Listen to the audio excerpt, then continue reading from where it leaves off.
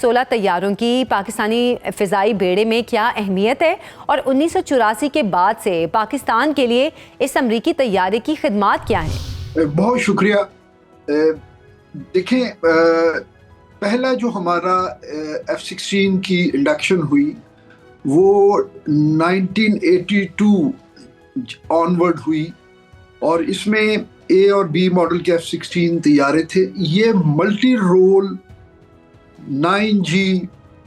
زبردست thirst to wait ratio اور اپنی ایجلٹی کی وجہ سے یہ اس زمانے کا دنیا کا بہترین جہاز ہے. اور جب ہم نے یہ جہاز ایکوائر کیے تو بھارت نے اس وقت بہت واویلا کیا کہ امریکہ نے اس بر صغیر میں جو طاقت کا توازن ہے اس کو جو ہے خراب کر دیا ہے. اور اس کے بعد ہم نے ان جہازوں کی مدد سے، اس وقت افغانستان میں سوویت کا قبضہ تھا، ان کے خلاف ہم نے جنگ لڑی، اور الحمدللہ ہم نے بہت سارے جہاز اپنے بغیر کسی نقصان کے، ہم نے ان کے بہت سارے جہاز جو ہے وہ بھی گرائے جو پاکستان کی ایئر سپیس میں اس زمانے میں در اندازی کرتے تھے. پھر ہم نے 2000 کے شروع میں ہمیں یعنی جو دوسرا اس کی انڈکشن ہوئی وہ بلاک 52 کی تھی. اب یہ دونوں جہاز اپنے اپنے وقت میں بہترین جہاز تھے اور جہاز ہیں، لیکن کسی بھی کٹنگ ایج ٹیکنالوجی کے بارے میں جیسا کہ آپ کو علم ہے وہ کبھی اس کو دوام نہیں ہوتا. وہ وقت کے ساتھ ساتھ تھریٹس بدل جاتی ہیں، نئی انوویشنز ہوتی ہیں، نئی جو ہے ٹیکنالوجیز ایوالو ہوتی ہیں. تو ان جہازوں کو ایک مسلسل اپ گریڈیشن کی ضرورت ہوتی ہے تاکہ وہ بدلتے ہوئے جو تقاضے ہیں ان کے مطابق وہ ریلیونٹ رہے اور اس کو اپنی برتری حاصل رہے. تو یہ ہم نے اسی بیک گراؤنڈ میں جو ہمارا پہلا بیچ تھا اس کو ہم نے ایک لمبے فیز پروگرام کے ذریعے پاکستان ایئر فورس نے اس کو خود اپنے ایکسپینس پہ ہم نے اس کو مڈ لائف اپ گریڈیشن کی، جس میں اس کی آن بورڈ ایویونکس، اس کے فائر کنٹرول سسٹمز اور بہت ساری اور چیزوں میں ایک نمایاں تبدیلی ہوئی، اور وہ جہاز اگلے کئی دہائیوں تک ہمارے لیے کارآمد بن گئے. اب ہمیں یہ جو پیکیج آفر ہوا ہے اس کے بعد ہمارے تمام تر جہاز جو ہیں وہ ان کی جو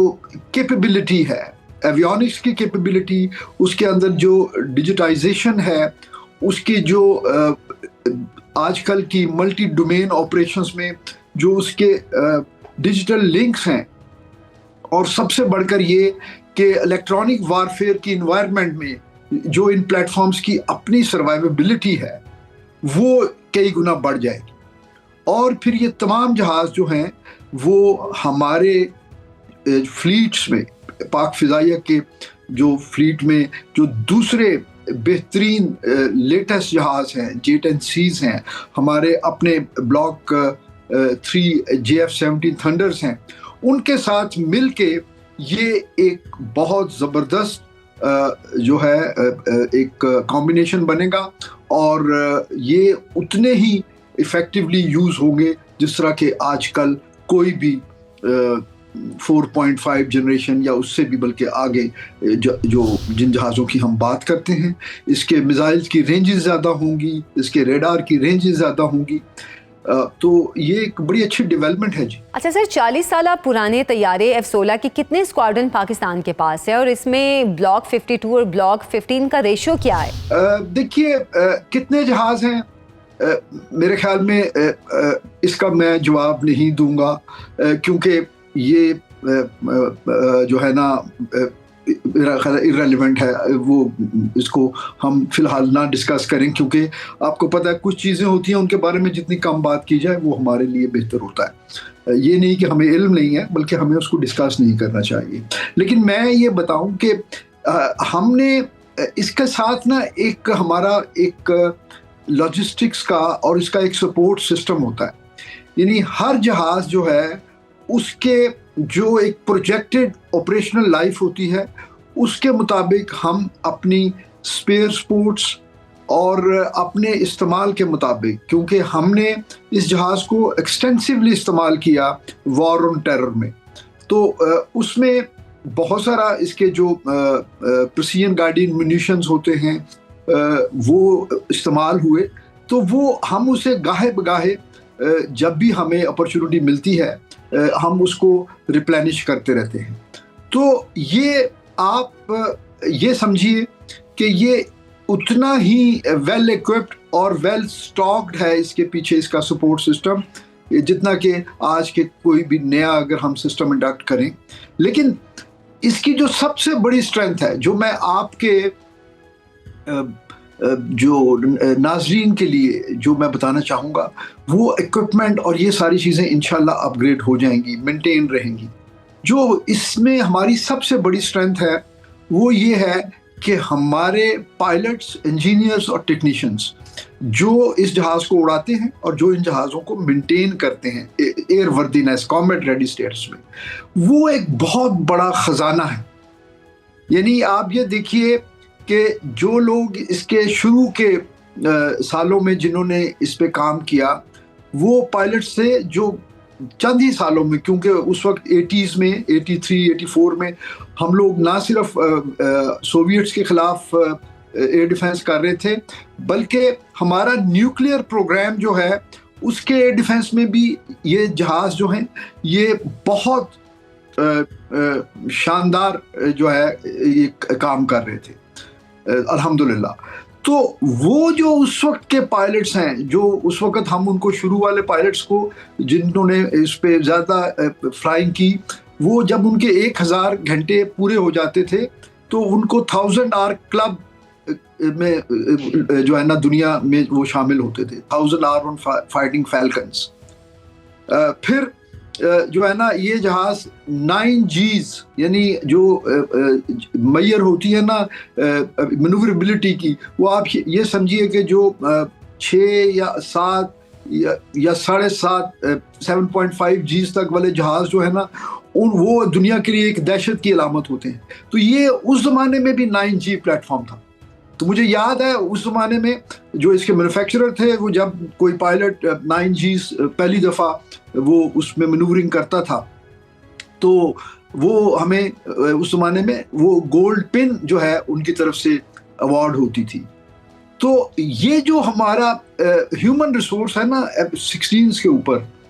ان کی پرویس، ان کا پروفیشنلزم، یہ اب آپ سمجھیے کہ یہ کچھ 40 سے 45 سال کی کہانی ہے.